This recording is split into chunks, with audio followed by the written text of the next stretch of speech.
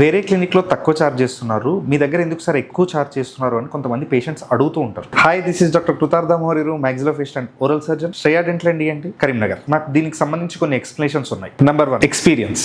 మీరు వెళ్ళే డెంటిస్ట్ ఎక్స్పీరియన్స్డా కాదా? Number 2, degree, BDSA, MDSA. MDS అయ్యి ఉండి ఎక్స్పీరియన్స్ ఉంటే కొంచెం ఎక్కువ ఛార్జ్ చేసే అవకాశాలు ఉన్నాయి. Number 3, clinic locality, prime locality ఉండి ఆ రెంట్స్ ఎక్కువ ఉంటే కొంచెం ఎక్కువ ఛార్జ్ చేస్తారు. నంబర్ 4, స్టెరిలైజేషన్, ఆటోక్లేవింగ్ అని, ఎలక్ట్రిసిటీ అని, some other sterilisation instruments might be expensive. Number 5, dental materials as such are costly. For example, మంచి బ్రాండెడ్ సిమెంట్ వేయాలి అంటే అయ్యే చార్జెస్ మినిమం 1000 లోపు ఉంటాయి. ఒక ఏరియాలో యావరేజ్ గా ఉన్న రేట్స్ కన్నా మీ డెంటిస్ట్ చాలా తక్కువ ప్రైసెస్ కి చేస్తున్నాడు అంటే ఎయిదర్ ఆ డెంటిస్ట్ మీకు రియల్లీ చాలా క్లోజ్ అయి ఉండాలి, లేదా ఆయన సమాజ సేవ అయినా చేస్తూ ఉండాలి. 1,00,000 రూపాయల ఫోన్ ని ఎవరైనా 20,000కి ఇస్తున్నారు అంటే దయచేసి ఒకసారి ఆలోచించాలి. To know further in detail about prices, please comment price.